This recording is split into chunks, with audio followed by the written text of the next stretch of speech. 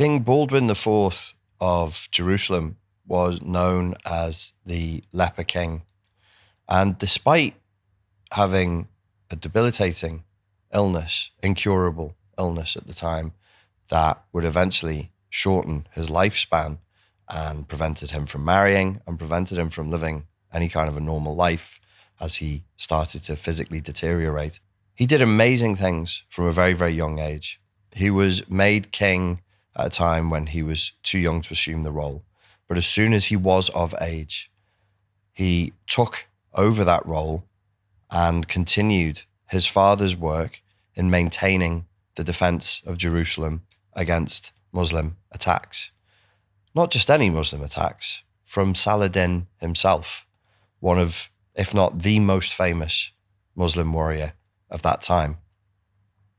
Despite having a smaller force often, and despite all of his physical incapabilities, he goes down in history as a great tactician and a great fighter. When we look at men like this, when we look at humans like this from history, who really have an awful lot going against them, who really are not born with the innate capabilities to fulfill the tasks that have been assigned to them, I think it gives us an interesting perspective on some of the attitudes that we have today. So you look at the Leper King as he became known. His natural, innate, born with capabilities were low, and the task he had assigned to him was extremely grand. It was very, very tough. With seemingly little to no self-pity, he set about fulfilling those tasks. There's stories of him in his later years being brought into battle on a chair carried by people because he physically couldn't walk. Such was the state of deterioration of his flesh. But he wanted to be there in battle alongside his warriors, alongside his men.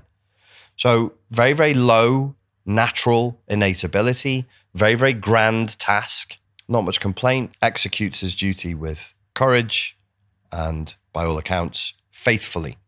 What would you compare that to?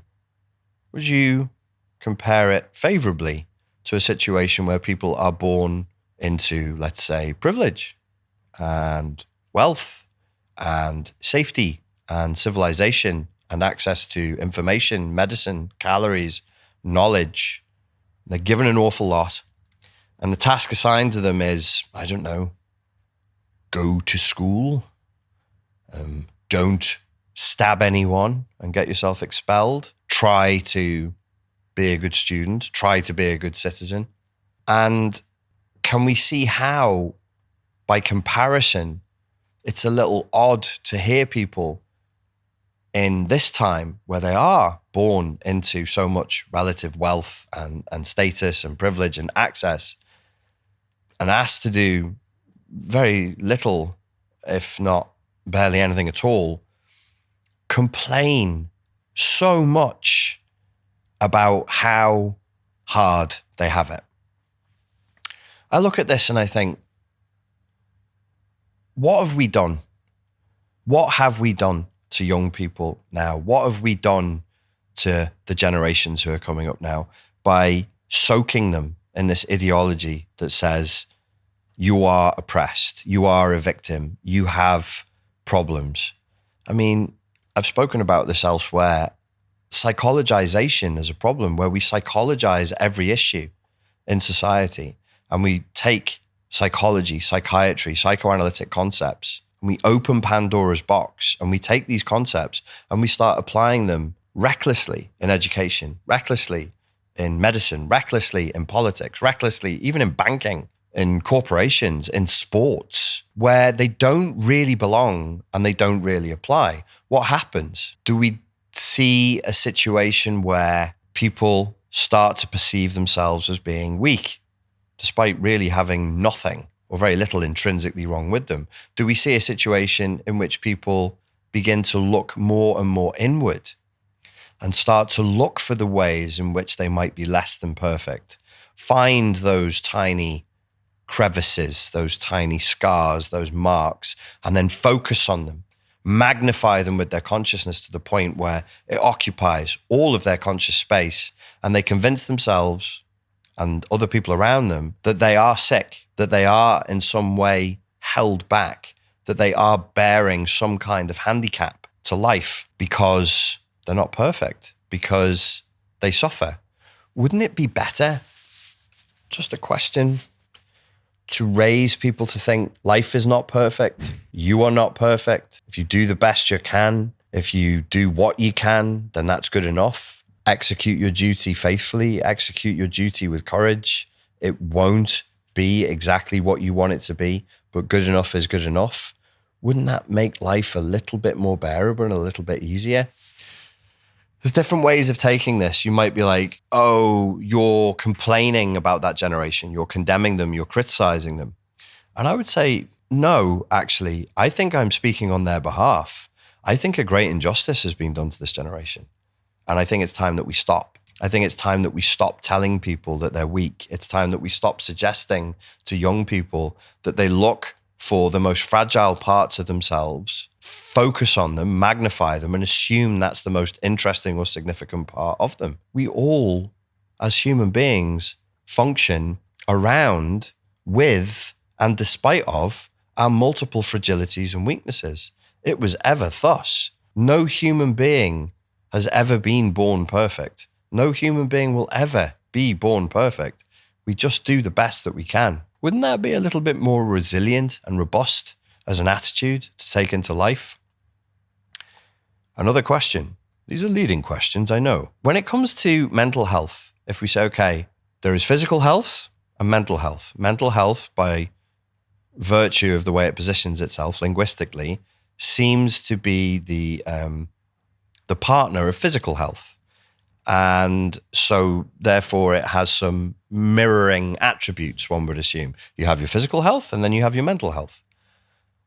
With physical health, there are things we can see, things we can measure, blood samples we can take, biopsies we can take, things we can put under microscopes, and we can define strictly and clinically to a degree, to a greater or lesser degree, and as discrete one from the other, and as discrete from culture, largely speaking, discrete from tribal consciousness, largely speaking. Mental health issues you can't do that with. Isn't it the case that with mental health issues, if we choose to open that box and we choose to multiply and increase the magnification through which we view potential problems, that we could create an almost infinite number of separate mental health issues that break down into greater and greater nuanced and more sophisticated descriptions of the way in which human beings don't function well?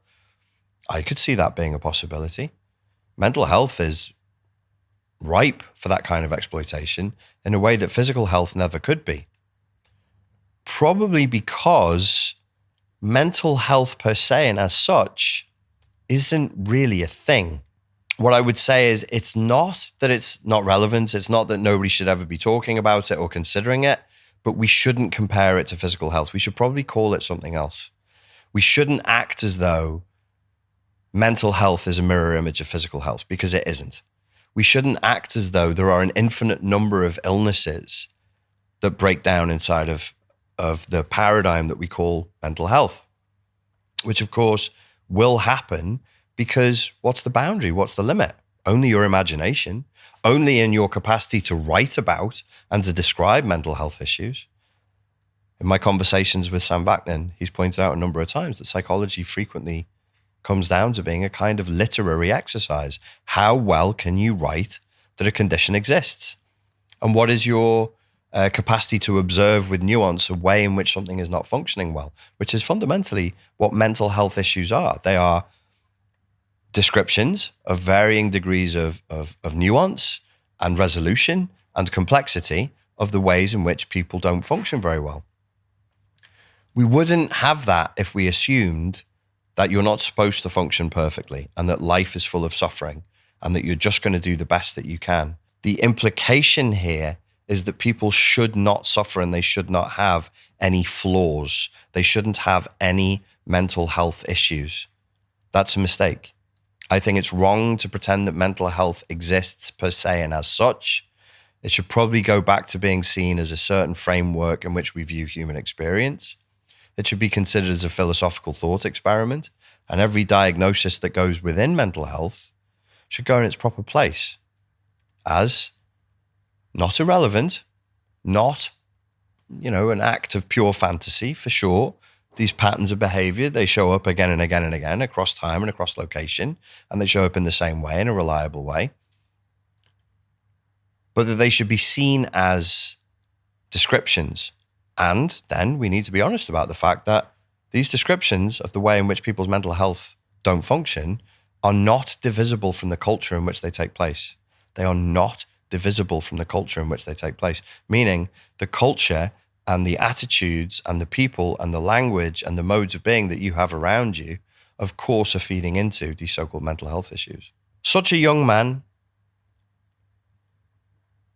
burdened with so many physical problems and so much going against him, managed to do amazing things without complaint from a completely different perspective. Honestly, it was a religious perspective. It was a faith-based perspective.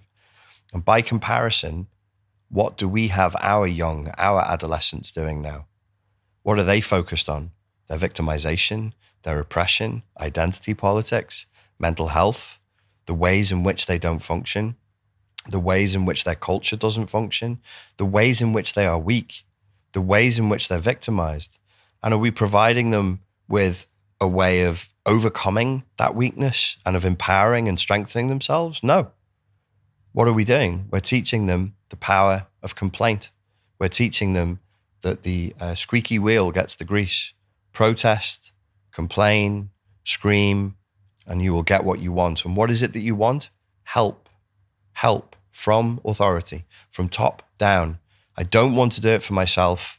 I want to scream and cry and complain until somebody in a position of authority comes and saves me. This is the very essence of authoritarianism. It is instilling a dependence, a demand even, on authority figures to come and help. It's a long way from King Baldwin making do with the body that he was given and the men that he had there to defend himself against a very powerful and very capable military force without complaint. Ladies and gents, thank you very much for your time and for your attention, and I look forward to speaking to you again next time.